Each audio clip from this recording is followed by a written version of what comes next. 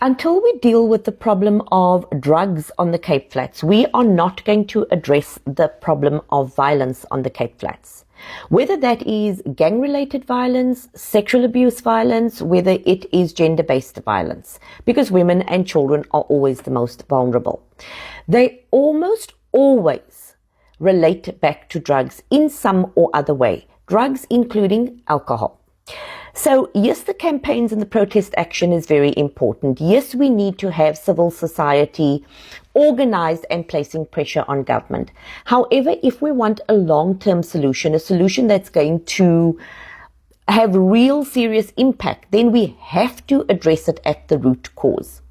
So when we see activists engaged in trying to assist communities, they will call out drugs and say we need to eradicate drugs. But behind drugs is another problem, and this is a problem that I've been researching.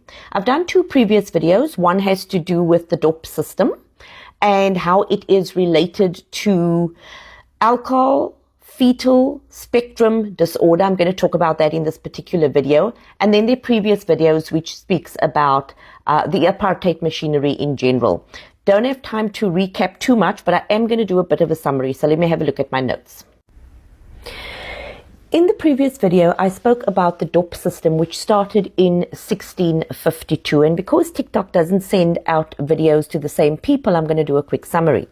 In 1652, the settlers arrive in South Africa and they decide that they need to turn the indigenous peoples into cheap labor that they can easily manipulate. So what they did was they decided to feed people, force feed people, alcohol regularly throughout the day. That eventually went on until 1838, where they had an entire community now addicted to alcohol, enslaved to this labor practice, and as a result they had their access to cheap labor, upon which they built their wine farms, their citrus farms, and this even happened in the mining communities, right? Then we fast forward to 1691, where the practice is supposedly outlawed, but it is very much practiced right throughout, up until the 90s. And we know from the TikToks that we see today that it's still very much a practice. So that is just a quick summary. Go and have a look at the video if you want to have more access to that information. I am now going to look a little bit at this thing called alcohol fetal spectrum disorder. Let's go through this part slowly. Alcohol fetal spectrum disorder happens when a woman is pregnant and she consumes alcohol. Now, it may not always result in a baby born with the disorder, but it does increase very significantly the risk of the baby having the disorder. Alcohol fetal syndrome, on the other hand, is a worst case scenario of the disorder. So when it is at the level of the syndrome, you see it very clearly. So there are 3 main things that you see. One is deformity in the face. One is the fact that growth is retarded, so smaller physique. And then, of course, we have cognitive impairment or intellectual dysfunction. Now, here's the interesting part.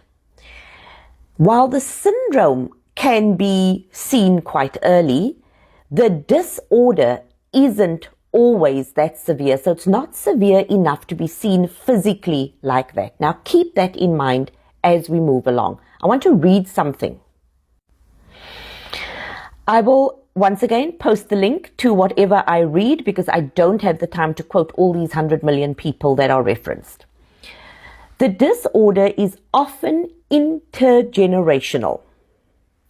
A woman who herself was exposed to alcohol when she was a fetus and who had a life exposure to an environment of excessive alcohol use is at higher risk for alcohol abuse or substance abuse and unplanned pregnancies due to her poor cognitive abilities and social judgment. She is therefore herself at risk of having a child with the disorder. Right, let's focus. Something I want to come back to there, but let's think about this. You expose whole communities to alcohol deliberately as a labor practice. Then people, as we can see from the research and from the science, are likely to give birth to children, first of all, are likely to be exposed to a life of excessive drinking, binge drinking, while they are pregnant, which means that they are then more likely to produce a child with the disorder, right? Now, I'm going to do other videos because how the disorder manifests and the kinds of symptoms that show up when we reach adolescence with this disorder is alarming. There's one more thing I want to read.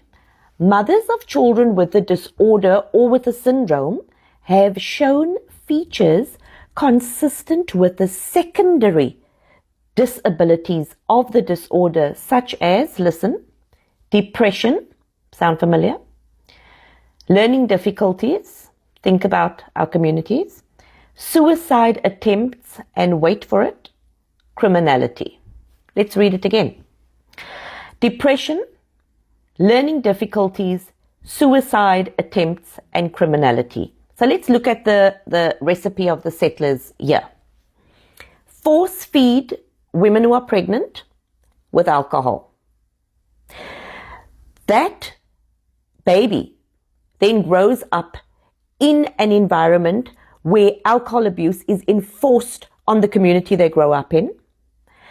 That means that cognitive impairment, all those things we read there, social judgment, cognitive abilities, are going to lead to probably an early pregnancy due to the abuse, due to the violence, due to everything else, which will most likely lead her to be drinking. Why? Because she is now needing to cope with all of the trauma she's experiencing. So now the new baby, her baby, is exposed while it is a fetus, and therefore the chance of the disorder increases.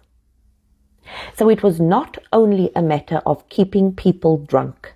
It was not only a matter of keeping people, ensuring that people come back to horrific, traumatic, abusive places where they lived and worked and probably didn't get paid. It was also a very powerful system of ensuring, in my understanding of this, if I've got this horribly wrong, then please you explain it to me differently, make it make sense. But according to the research that I'm reading, which I will share, it is saying that all of these things will result in intergenerational presentation of the disorder. I need to stop because I need to compose myself. I need to draw it to a close. There is so much, and I'm going to have to do videos. The one video I really want to do is to look at, because the disorder, unlike the syndrome, the disorder you can't spot that easily. It shows up, but mostly because of the lack of resources, the lack of expertise, the lack of attention to this as an issue, a critical issue. It's not really diagnosed, but it shows up in adolescence.